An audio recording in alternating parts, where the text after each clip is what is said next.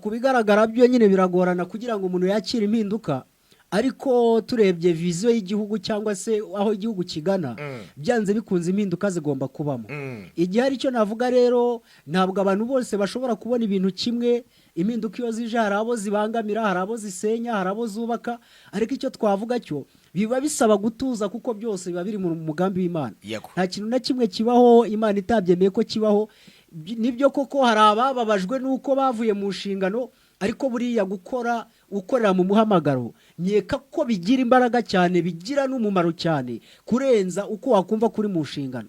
Abari mu nshingano, icyo biba bisaba nuko basaba Imana ikabashyigikira bakazikora nk'uko bigomba, kandi rero abatakiri mu nshingano nabo twabashimira ibyo bakoze, ndetse n'Imana hari aho iba yarabyanditse, ariko mu gihe impinduka zibayeho nabyo bakabyakira, bakumva ko umurimo w'Imana udahagaze, cyane ko iduhamagara niyo kwizerwa, ngo no kubikora izabikora. Bishatse kuvuga ngo ushobora kuva mu nshingano, ariko ntago bivuze ko gukorera Imana birangiye. Umurimo urakomeza.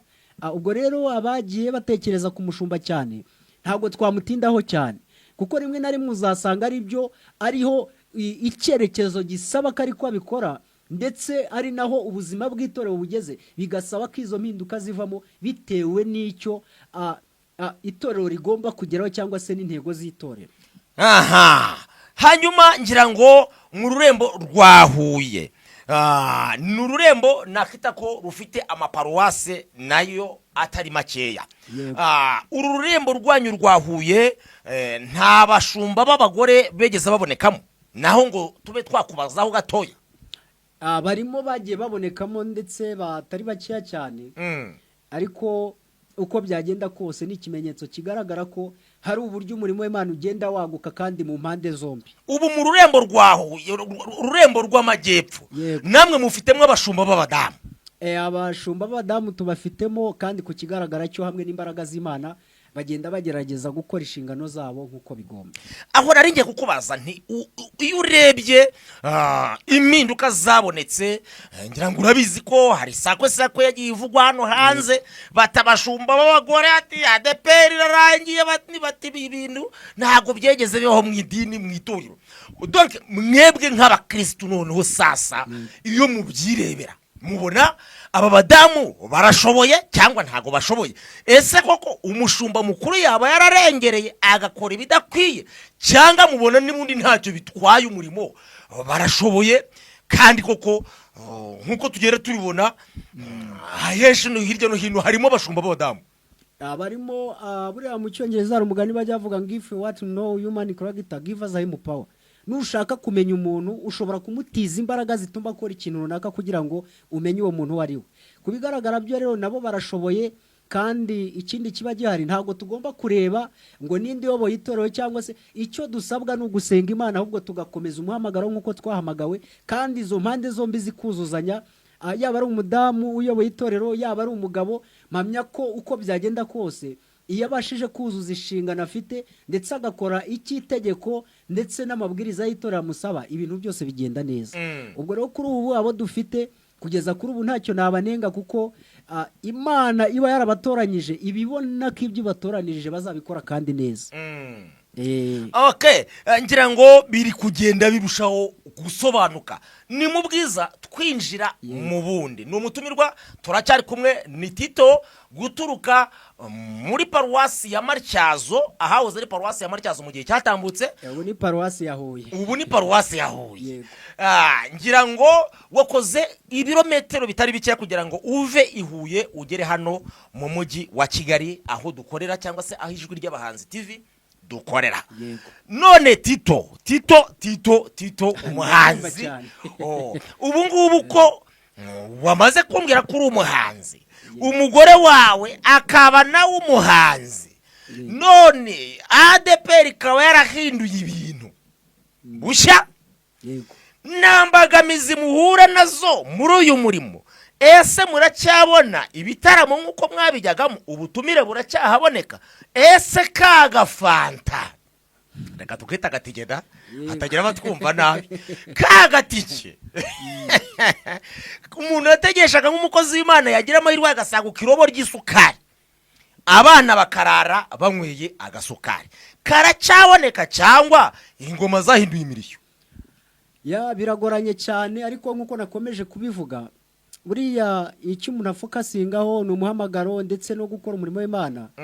Uko byagenda kose ntabwo ibihe byose bihora ari bibi cyangwa se ngo bihora ari byiza, byanze bikunze birahinduka. Yego. Ariko iyo impinduka zije bisaba kubyakira.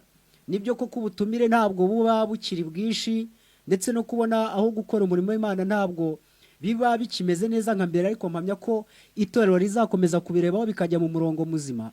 Hanyuma ku kijyanye na tike wavugaga, birashoboka ko ishobora kuboneka cyangwa ntiboneke.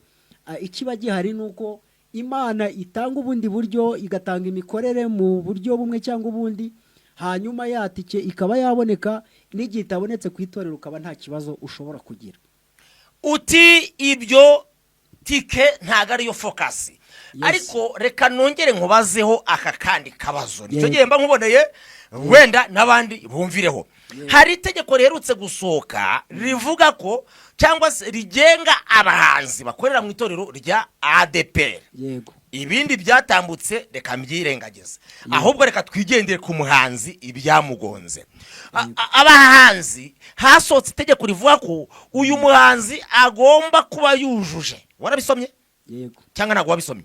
Hari ibyo nari nagerageje kurebaho, ariko ibindi ntabwo ndabisoma nka neza. Ariko nzakomeza ngenda mbireba neza nta kibazo.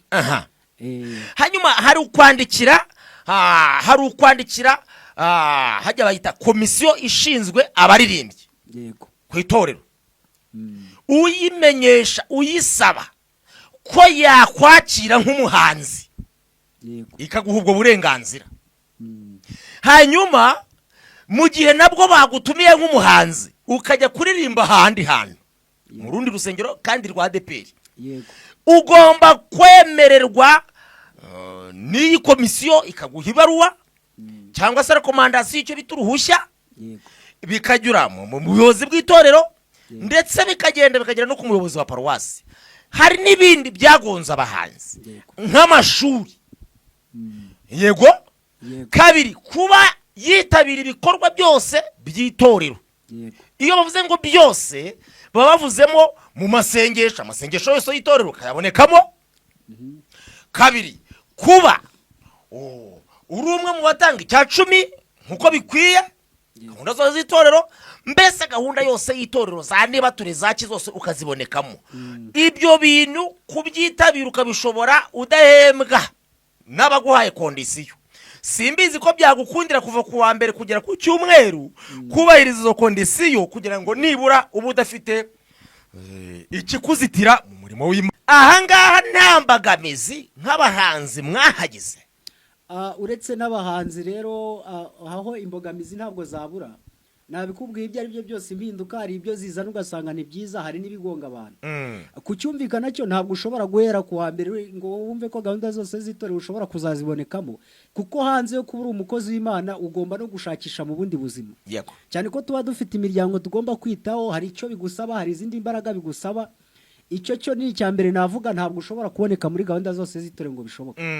Hanyuma iyo tugiye ku bijyanye n'icya 10 ndetse n'amaturo, ibyo ngibyo mpamya ko mu murimo w'Imana ni ibintu dusanzwe tuzi ndetse n'ijambo ry'Imana rivuga. Ariko ibyo nabyo bikajyana nuko hari ikindi kintu winjije. Ntabwo ushobora gutanga icya 10 cyangwa ngo utange ituro nta kintu winjije. Bishatse kuvuga ko ibyo nabyo biraza guhura na bya bindi twavugaga byo kuboneka muri gahunda zose. Ntabwo ushobora kuboneka muri gahunda zose kuva ku wa mbere kugeza ku cyumweru kandi abana bashonje ngo bizashoboka kuzabona na cya 10. Ntabwo uzajya gutanga icya 10 hari inshingano tujuje mu muryango. Ntabwo bishoboka. Kuba hari inshingano zituzuye bishatse kuvuga ko hari ubushobozi butaraboneka. Hanyuma rero ibyo byose ntabwo byabura kugonga abahanzi by'umwihariko nibo turi kuvugaho. Hanyuma iki kijyanye no kwandikira komisiyo none ishinzwe abaririmbyi, ibi nabyo biragoranye kuko hari igihe ushobora kugira ubutumire ukabugira mu buryo butunguranye kandi nanone busa naho burira ijase. Ntabwo ushobora kuzagira uwo mwanya wo kujya gushaka ya komite kugira ngo bandikire ubasaba uruhu. Biragoye kugira ngo uzabone uwo mwanya wo kujya kwandikira komisiyo ngo ubabwire ngo ngiha, cyane ko hari n'igihe ushobora kubandikira bakaba bazagusubiza igihe wagombaga gukorera icyo gikorwa cyararenze. Yego. Ubwo rero ni ibintu bigoye, ibyo byose bigenda bigonga abahanzi, ariko mpamya ko buriya nk'itorero ndetse n'umurongo igihugu kigenderamo bashobora kuzabirebaho bakaba babihereza undi murongo uko impinduka zizagenda ziza. Okay, ngira ngo abantu muri kujya mugenda murushaho kugenda muryoherwa n'iki kiganiro. Turacyari kumwe na Tito, umukozi w'Imana waturutse mu rurembo rw'amajyepfo ahahoze hitwa muri paruwasi ya Matyazo, ariko ubu ni paruwasi ya Huye. Ngaye nguko ni umukristo usengeraho korari Iriba iteranira, ngira ngo nirwo rusengero rufunguye muri Huye. Muri Huye ni iryo torero rifunguye, ndetse no itorero rya Mukura naho hafunguye, niho rero turi gukora umurimo w'Imana. Ubu Mukura irafunguye, Mukura harafunguye. Cyarwa se hari Cyarwa Sumo, hakaba na Cyarwa Cyarwa cy'Imana, yego zirafunze. Aho ngaho ntabwo hafunguye. Itorero rifunguye kuri ubu ngubu ni itorero rya Mukura.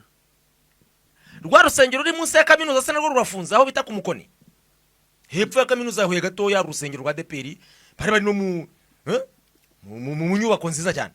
Hariya nawo muri iyi minsi ntabwo hari gukora, ariko mpamya kuko byagenda kose mu minsi iri imbere bishobora kuzajya mu murongo muzima hagafungura. Reka mbanze niyegereze nsuhuze abakristo bose bateranira ku Cyinteko, baba abahabaye abashyitsi, baba ari n'abahabereye abakristo bitorero, abo bose mbatepeye mu izina rya Kristo. Abo bose turabaramukije, mbibutsa ko kuwa gatatu baba bafite iteraniro ryiza cyane ririmo amavuta, ririmo imbaraga z'Imana rwose. Abantu bashaka kubohoka, abantu bashaka kongera kumva ineza y'Imana, nabararikira kubana nabo mu iteraniro ryo ku munsi wa gatatu. ADPR Cyinteko ni itorero rifite amavuta y'Imana, rifite amateka. Amateka abantu baturukaga mu Burundi baje kumva Imana ku Cyinteko, nta kindi kibazo uretse gushaka Imana gusa.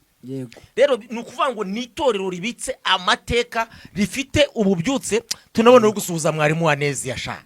Turamuramukije cyane, ni ukuri Imana impumugisha hariya rwose. Amavuta y'Imana arahari, n'umutware we ntibeshya sha rwose.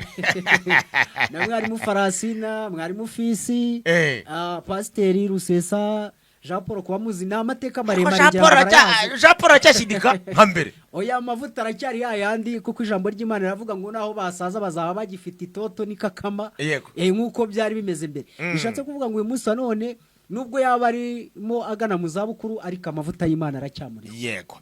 Aha, ngaye nguko abantu bari muri Duwani, abari ku Rwanza, abantu bari Izivu, abantu mudukurikiye muri hakurya Gisanze, abantu bari ku Muyira, abari Munazi, abari Gisagara kuri paruwase, bose nibubahwe. Ukuri abo bose Imana ibaho umugisha. Hari n'abandi bari Kibaye epfo, barahari za Kibayi ku itorero rya Gitega, abo bose nahamya ko uyu munsi ni ahantu bagiye baterana. Za Kibangu hiryo ngiyo, Kibangu, aho hose za Muganza, ni ukuri Kansi. Abantu bari Kansi tubafite inshuti cyane. Ikansi naho buriya ni itorero tujya dukunda kubana cyane, kwa mushumba house hari mushumba Karemano Gaspari, ariko ndakeka yabaye paruwasi ya Gisagara. Gisagara nawe yari yobowe na mushumba Donati, ariko mpamya ko ubu ngubu habayemo impinduka bagiye babahindura, ariko abahari nabo turabasuhuje mu izina rya nabo bubahwe mu izina rya Yesu Kristo. Gusubira hejuru za Nyaruguru, za Ndago, za Kiyonza, za Kibeho, aho Munini, aho hose turabasuhuje mu izina rya Yesu. Ari ku Ruheru, aho hose ni ukuri kose. Imana y'amahoro ibaho umugisha. By the way, reka dukomeze. Rero paruwasi ya Nyaruguru iyobowe na mushumba Fideli wahoze ayobora paruwasi ya Cyarwa. Uko impinduka zagiye ziza, urumva ko Imana yagiye izamura abantu mu buryo butandukanye. Ubu ngubu niwe uri kuyobora hariya. Ubu niwe mushumba uyoboye paruwasi ya Nyaruguru. Imana ikomeze imwagure cyane. Reka rero tugaruke tunagana ku musozo, umbwira abantu ngo turi kugenda dusatira umusozo w'ikiganiro cyacu. Ariko mbere yuko dusatira umusozo w'ikiganiro cyacu, nkuko wambwiye ko uri umwe mu bahanzi kandi ukatubwira ko ufite indirimbo 10 zose zikira amajwi, amashusho akaba ataraboneka. Ese ni inkomyi y'amafaranga, ni organization yawe, ni urugo rwahise rugikubitamo biragorana? Ese byagenze gute kugira ngo niki gituma izi ndirimbo zawe zitabasha kujya ku mashusho ngo abantu bazumve bazireba? Uko byagenda kose, iyo umuntu avuye mu cyiciro kimwe ajya mu kindi hari impinduka zibaho, ariko navuga ko ahanini ubusanga ikibazo cy'ubushobozi navuga ko ariyo mbogamizi ibihari ariko hamwe n'Imana ndetse n'abazashaka kudushyigikira mpamya neza ko Imana izabigenza neza. Yego. Ati hamwe n'Imana ndetse n'abashaka, ariko buriya hari uburyo ngo abadeperi mujya mugira gutya mukaducanga muti hamwe n'Imana, ariko bareka nkubwire dore ikintu kishe rero umurimo w'Imana kiri gutuma n'umurimo w'Imana udindira. Nuko abantu batari gutekereza kure ngo bashyigikire, ntago amavuta bakiri kwashyigikira Tito, sinzi impamvu. Kandi indirimbo nk'izi umugisha wanjye, umugisha wuriya, umugisha wuriya byahura bigatuma indirimbo zawe zongera zikagira andi mavuta yo mu buryo bw'amashusho. Ni ngombwa ngo twumve message, ariko abantu benshi basigaye bari muri vizo yo gushaka gukunda cyane no kureba. Yego. Rero kandi muri kino gihe dukeneye amashusho meza, ntekereza ko nabyo byatumye utinda gukora amashusho. Uracyategura kugira ngo urebe ko wabona amashusho meza nkuko wari wagiye ubinyotorera. Ariko se nibura niki wifuza ku bakunzi bawe, niki wasaba abadukurikiye nibura muri iyi minsi uri gutegura amashusho y'indirimbo zawe nkuko watubwiye ko ufite album y'indirimbo 10? Yego. Icyo nabasaba ni kimwe, hamwe n'uburyo Imana igenda ikora kandi ikoreye mu bantu. Hari wakwifuza kudutera inkunga mu buryo bw'amafaranga cyangwa kudushyigikira mu bundi buryo, ariko by'umwihariko bakanakora subscribe kuri channel yacu yitwa Irabemera TV. Igira gute? Irabemera TV. Yisubiremo bakande, yisubiremo. Channel yitwa Irabemera TV. Oya, ubu nyine umuntu afite telefone mu ntoki. Yego. Yandikamo ngo Irabemera TV. Wow. Ubwo nanjye ndimo mu bantu yemera. Atazibona. Oya nukuri. Na Imana irakwemera kandi ukanzeho subscribe wese Imana igira gute? Iramwemera. Twagiye. Hanyuma nyuma yo kugushyigikira kuri channel bakanda subscribe, ngewe ndi kuvuga ngo nyaboneka ntago subscribe yakora video. Oya. Video irakorwa n'amafaranga, producer n'amafaranga, kamera kugira ngo aguruke n'amafaranga. Izi ndirimbo zikeneye agafaranga. Mbese wakoze bije y'indirimbo 10 usanga zagaze nibura nk'amafaranga ngana gute kugira ngo wenda dukurikiye ashobora no guhita yitanga akavuga ati ngiye izo ndirimbo zose nzazikora? Urebye uko byagenda kose biba bisaba amafaranga menshi. Nakoze bije ndareba sanga byibuze ntago bishobora kujya munsi y'ibihumbi nka 800 indirimbo zose. Ariko ubwo nabwo ni mu ncamake kuko biba bikaze cyane. Kwaba ugiye kudukorera video iciriritse. Hanyuma tugiye kureba kuri video iri professional, urebye naho ibihe bigeze ushobora gusanga biri guhagarara muri miliyoni nk'eshatu. Ariko baza ngo indirimbo z'abadeperi ngo zidahenda da, wasanga wenda kwitaba hari uburyo bazamenamo. Reka ture ntabwo ari ukuvuga ko zidahenda, ahubwo biterwa n'ubushobozi bubashije kuboneka. Kuko mpamya ko nta muntu utakwishimira gukora ibintu byiza bishobora cyane ko arivuga butumwa ari barigomba kuzenguruka isi yose haba uyu munsi ndetse n'ejo hazaza. Wenda se afazari tuvuge ngo miliyoni 1 wifuje ko yakora indirimbo zawe, cyangwa niyo wifuza ku bandi bantu nawe ugashyiraho ubwawe bushobozi? Ayo yaba avuye ku bandi bantu waba ari umugisha ukomeye. Hanyuma nanjye nkashyiraho ubushobozi bwanjye kugira ngo mbashe gukora ibintu bizima ndetse mbashe gukora ivuga butumwa mu buryo bwagutse. Hanyuma Tito, uraza kuba waduha nimero ya telefone abantu bifuza kuba bagushyigikira bakuboneraho, ndetse unaduhe nimero iri muri Momo, nibitaba muri Momo uhita ujye gushyirishamo nonaha, kuko abantu b'Imana baracyashaka gushyigikira abakozi b'Imana nubwo abenshi sigaye barabaye ba nyirakigunu, reka mbivuge gutyo, nabo barahari, ariko haracyari bya 7. Uko byagenda kose hari abantu bagifite ishyaka ry'umurimo w'Imana muri bo. Ntago abantu bose bashobora guhinduka, nta nubwo abantu bose bashobora kuba beza nanone ngo bikunde, ariko haracyari abantu beza. Haracyari abantu bafite ishyaka ryo gukorera Imana. Ubwo rero muri ubwo buryo bwose wakwifuza kudushyigikira, telefoni ni 078 34 999 44. Amazina akaba ari Tito Kwizera. Ndayisubiramo ni 078 34 999 44.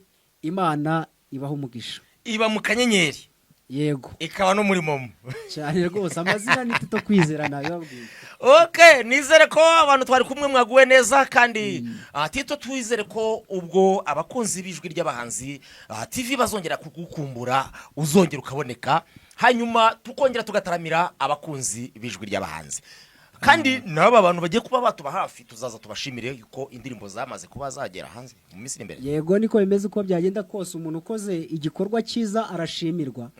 Buriya hari kosa abantu bajya bakora umuntu akazavuga imirimo myiza y'umuntu ari uko atagihari ariko uyu munsi wanone kiba cyiza nuko uvuga imirimo myiza umuntu yakoze agihari ukamusabira umugisha mu gihe agihari niba ari nishimwe wamuka ari muhagihari mpamya ko ari byo bigira agaciro kuko uyu muntu yamaze kugenda ibyakorwa byose mpamya ko ntacyo biba bikimaze. Yego reka tugushimire dushimire n'abantu bose mwabanye natwe abatangiranye natwe mu kiganiro kugeza kuri uyu mwanya dusoje mbifurije amahoro y'Imana. Njyewe mwari kumwe nitwa Niyongera Bernard mbibutse ko ari kwisakaza butumwa ijwi ry'abahanzi ahangaha haba hari igitaramo cyabera ubwo tugenda twinjira mu makuru y'ibiriho n'ibivugwa tubabwira ibyiza ndetse tunagaya ibibi ubundi tukubaka umurimo w'Imana muri ubwo buryo. Twarahamagawe Tito.